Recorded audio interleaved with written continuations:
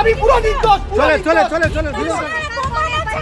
সময় যেখানে হোটেলে রাত্রি কাটায় সেই হিসাবেও আমার সাথে আসতো, বিনিময়ে পয়সাও দেওয়া হতো। সেই বিনিময়ে ও আমাকে 10 লক্ষ টাকা দাবি করে। আমি বলি যে আমি 10 লক্ষ টাকা দিতে পারবো না, তারপরে ও বলে আমি জেল খাটাবো এরকম করে। ঠিক আছে তুই আর এর মধ্যে পরিমল সরকার পুরো সাথ দিচ্ছে, পরিমল সরকার সরকারি স্পোর্ট সরকার পুরো সাথ দিচ্ছে। আমি পুরো নির্দোষ। চলে আমাকে জেলে পচাবে বলেছে জেলে পচাবো ওকে 10 লক্ষ টাকা না দিলে। আমার মাকে আপনি কি চাইছেন এখন? আপনি কি চাইছেন? আমি চাইছি আমাকে বাঁচান, আমাকে বাঁচান। বিয়ের প্রতিশ্রুতি দিয়ে মহিলার সঙ্গে সহবাস এবং প্রাণঘাতী হামলার অভিযোগ। অভিযুক্ত প্রেমিককে গ্রেফতার করল ভক্তিনগর থানার পুলিশ।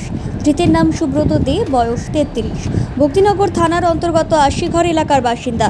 জানা গিয়েছে 2020 সালে আশিঘরের বাসিন্দা সুব্রত দের সঙ্গে সোশ্যাল মিডিয়ায় পরিচয় হয় রথখোলার বাসিন্দা এক ডিভোর্সি মহিলার। পরবর্তীতে তাদের মধ্যে প্রেমের সম্পর্ক গড়ে ওঠে। গত 4 বছর ধরে তাদের মধ্যে সবকিছু ঠিকঠাক ছিল, তবে চলতি মাসে মহিলা জানতে পারে সুব্রত দে বিবাহিত। এরপরই বিষয়টি নিয়ে সুব্রতর কাছে জানতে চাইলে দুজনের মধ্যে বিবাদ বাধে।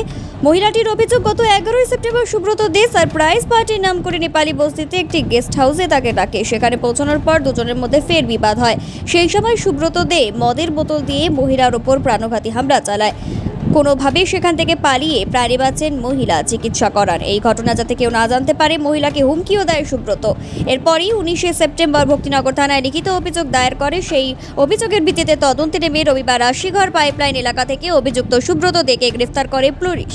ধৃতকে আজ আদালতে পেশ করা হয়েছে। গোটা ঘটনার তদন্তে রয়েছে পুলিশ। সময় যেখানে হোটেলে রাত্রি কাটায় সেই হিসাবেও আমার সাথে আসতো, বিনিময়ে পয়সাও দেওয়া হতো। সেই বিনিময়ে ও আমাকে 10 লক্ষ টাকা দাবি করে। আমি বলি যে আমি 10 লক্ষ টাকা দিতে পারবো না, তারপরে ও বলে আমি জেল খাটাবো এরকম করে। ঠিক আছে তুই আর এর মধ্যে পরিমল সরকার পুরো সাথ দিচ্ছে, পরিমল সরকার সরকারি স্পোর্ট পরিমল সরকার পুরো সাথ দিচ্ছে। আমি পুরো নির্দোষ। চলে আমাকে জেলে পচাবে বলেছে জেলে পচাবো ওকে 10 লক্ষ টাকা না দিলে। আমার মাকে আপনি কি চাইছেন এখন? আপনি কি চাইছেন? আমি চাইছি আমাকে বাঁচান, আমাকে বাঁচান। তারপরে সেপ্টেম্বর 11 তারিখে আমাকে মারধর করেছে। প্রচন্ড পরিমাণে আমার মাথায় অ্যাটাক করেছে, মাথা ফাটিয়ে দিতে, ঝরঝরা রক্ত আমার মাথা দিয়ে। আমি কোনো মতে ওখানে আমি ফিট হয়ে যাই। হওয়ার পরে কোথার থেকে আমাকে কোথায় নিয়ে যায় আমি জানি না। তো সারা রাত ওখানে থাকার পরে সকালে আমি কোনো মতে ওখান থেকে পালিয়ে চলে আসি। আসার পরে ও আমার পেছন আসে। আমার মা আমাকে হাসপাতালে ট্রিটমেন্ট করায়। ট্রিটমেন্ট করানোর পরে তো ও আমাকে নানা রকমভাবে ধমকি দিচ্ছে যে আমার দাদাদের জানে মেরে ফেলবে। এই সমস্ত কিছু অভিযোগ করে ও। তো ওর জন্য আমার কমপ্লেনটা দিতে দেরি হয়ে যায়। কিন্তু এর সাথে সেপ্টেম্বরে 11 তারিখে ঘটনা ঘটলো। ঘটার পরে রবিবারে হয় 14 তারিখ হবে দাদা। 14 তারিখে একটা সিঙ্গিং বারের মেয়ে অ্যাঞ্জেল পিয়াতে, ওখানকার মালিক সোনালী চক্রবর্তী, নির্মলা চক্রবর্তী মেয়েটার নাম। তো ও আছে ওর সাথে জড়িত। যেদিন থেকে এই মেয়েটার সাথে ওর পরিচয় হয়েছে সেদিন থেকে কিছু একটা চলছে যে আমাকে জানে মারার। তো ও আমাকে ডাকছে আমি দেখা করছি না জন্য 11 তারিখে পুরো আমাকে মানে মারার সাকসেসটা হয়নি জন্য মেয়েটা আমাকে ডাকছে ফোন করে। 4:20 আমাকে ফোন করেছে। ফোন করে আমাকে বলছে চলো পাহাড়ে ঘুরে আসি।